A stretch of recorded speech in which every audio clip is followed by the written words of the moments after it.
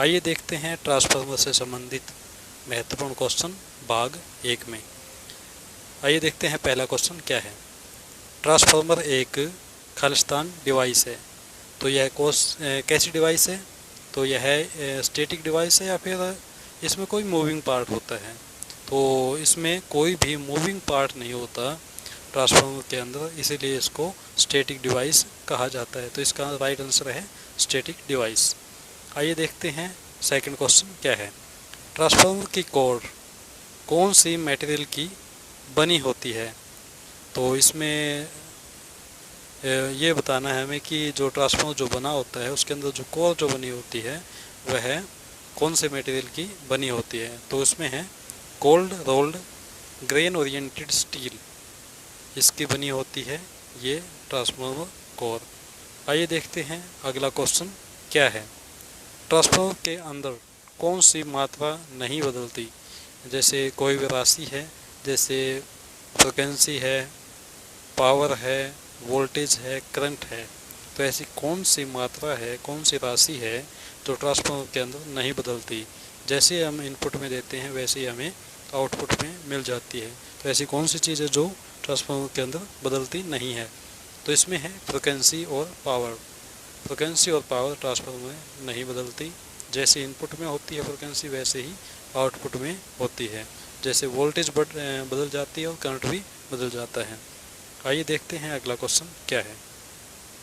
Glass के साथ breather में भरा जाता है, तो ब्रीथर में क्या भरा जाता है?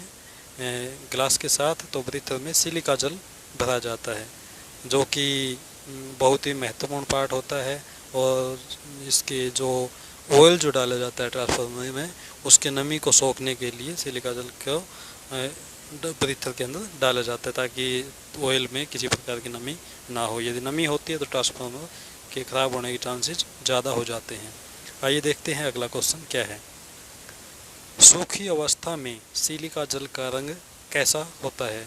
तो ये जो महत्वपूर्ण क्वेश्चन बन जाता है, चाहे सूखी अवस्था में लीजिए या फिर गीली अवस्था में लीजिए, या फिर एक ऐसी भी अवस्था आती है जिसके बाद में नमी को सोखना बंद कर देता है, तो उस सिचुएशन में सिलिका जल का रंग कैसा हो जाता है? तो 3 अवस्थाएं इसकी, सूखी अवस्था, नमी युक्त जो अवस्था होगी इसकी, और एक होगी ऐसी अवस्था जिसके बाद में ये ऑयल की जो नमी है उसको सोखना बंद कर देता है। तो उस समय पे इसका रंग कैसा होता है? तो ये 3 अवस्थाएं होती हैं।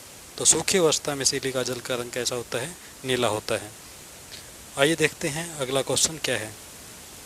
नमी युक्त गुलाबी रंग का सिलिका जल जो और नमी सोखने की क्षमता खो देता है, मतलब और नमी नहीं सोख सकता, ऐसी नमी युक्त जो गुलाबी रंग का सिलिका जल होता है, उसे दोबारा इस्तेमाल करने के लिए कितने डिग्री सेल्सियस पर गर्म किया जाता है? तो इसको 150 से लेकर के 200 डिग्री सेल्सियस तक गर्म किया जाता है सिलिका जल को दोबारा उपयोग करने के लिए। तो इसमें 3 क्वेश्चन महत्वपूर्ण हैं। पहला, जो सूखी अवस्था में सिलिका जल का रंग होता है नीला, नमी युक्त जो सिलिका जल होता है तो उसका रंग होता है बैंगनी, और एक ऐसी स्टेज होती है जहाँ पर नमी को सोखना बंद कर देता है। तो ऐसे स्टेज पर सिलिका जल का रंग होता है गुलाबी। पहले सूखी अवस्था नीला, नमी युक्त बैंगनी, और ऐसे स्टेज जहाँ पर नमी को सोखना बंद कर देता है तो उस समय सिलिका जल का रंग गुलाबी होता है। आइए देखते हैं अगला क्वेश्चन क्या है। वोल्टेज के आधार पर ट्रांसफार्मर होते हैं, तो कितने होते हैं ट्रांसफार्मर? 2 प्रकार के होते हैं, स्टेप अप और स्टेप डाउन। अगला क्वेश्चन, पोटेंशियल ट्रांसफार्मर एक प्रकार का खालिस्तान ट्रांसफार्मर होता है, तो कौन सा होता है potential transformer? Step down transformer. आइए देखते हैं अगला क्वेश्चन क्या है।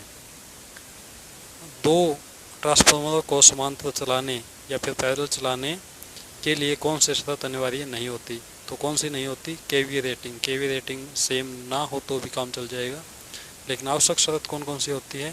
फेज सीक्वेंस समान होना चाहिए, वोल्टेज अनुपात समान होना चाहिए और फ्रिक्वेंसी समान होनी चाहिए। लेकिन केवीए समान हो या ना हो कोई अनिवार्य नहीं होता।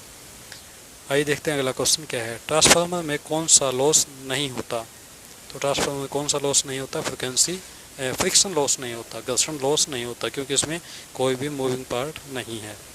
अगला क्वेश्चन, ट्रांसफार्मर किस सिद्धांत पर कार्य करता है? तो यह म्यूचुअल इंडक्शन के सिद्धांत पर कार्य करता है, क्योंकि इनका जो कनेक्शन जो है मैग्नेटिकली कनेक्शन होता है, इसमें म्यूचुअली एक जो एक डाई इलेक्ट्रिक मटेरियल बीच में लगाया जाता है, जिसके कारण इसको मतलब म्यूचुअल इंडक्शन के सिद्धांत पे ये कार्य करता है। अगला क्वेश्चन, सीटी ट्रांसफार्मर, सीटी मतलब करंट ट्रांसफार्मर के प्राइमरी सर्किट में जब करंट प्रवाहित हो रही है तब द्वितीयक सर्किट को रखा जाता है। जो द्वितीयक सर्किट बोलते हैं या फिर वाइंडिंग बोलते हैं, उसको क्या रखा जाता है? खुला रखा जाता है। यदि प्राइमरी में करंट दौड़ने लग रहा है सीटी में, तो सेकेंडरी वाइंडिंग को खुला रखा जाता है। अगला क्वेश्चन, एक ट्रांसफार्मर में द्वितीयक वाइंडिंग में टर्नों की संख्या में वृद्धि करने से क्या परिवर्तन होगा? तो यदि सेकेंडरी में यदि टर्नों की संख्या बढ़ा दे तो वह स्टेप अप ट्रांसफार्मर होगा। अगला क्वेश्चन, एक ऐसा स्पेशल ट्रांसफार्मर जो संतुलित सिग्नल को असंतुलित सिग्नल को संतुलित सिग्नल में बदलता है। जो असंतुलित सिग्नल है उसको संतुलित में बदले, ऐसे ट्रांसफार्मर को क्या बोलते हैं? Balloon transformer. अगला क्वेश्चन, ट्रांसफार्मर में टेप चेंजर, शायद टेप चेंजर क्या कार्य होता है? टेप चेंजर, सॉरी, ट्रांसफार्मर में टेप चेंजर का क्या कार्य होता है? तो यह वोल्टेज अनुपात को लोड के अनुसार नियंत्रित करता है। ट्रांसफार्मर कौन सी सप्लाई पर कार्य करता है? तो यह एसी सप्लाई पर कार्य करता है। अगला क्वेश्चन, ऑटो ट्रांसफार्मर एक प्रकार का ट्रांसफार्मर है, कौन सा है? ऑटो ट्रांसफार्मर वेरिएबल ट्रांसफार्मर है। अगला क्वेश्चन, एक फेज ट्रांसफार्मर में सेकेंडरी वाइंडिंग स्थापित करते समय किस बात पर ज़्यादा ध्यान दिया जाता है? तो टर्नों के अनुपात पर ज़्यादा ध्यान दिया जाता है जब ट्रांसफार्मर की सेकेंडरी वाइंडिंग स्थापित करनी हो तो।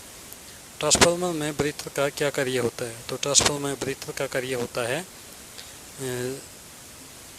एब्जॉर्ब द मॉइस्चर को एब्जॉर्ब करना। अगला क्वेश्चन, ट्रांसफार्मर में प्राइमरी वाइंडिंग और सेकेंडरी वाइंडिंग के बीच कितना इंसुलेशन प्रतिरोध होता है? तो इसका अनंत प्रतिरोध होता है। और एक महत्वपूर्ण जो क्वेश्चन है वो आपके लिए है, कमेंट बॉक्स में जरूर बताएं कि ट्रांसफार्मर का आविष्कार किसने किया? तो ट्रांसफार्मर का आविष्कार किसने किया, ये आप अपने कमेंट बॉक्स में जरूर बताएं।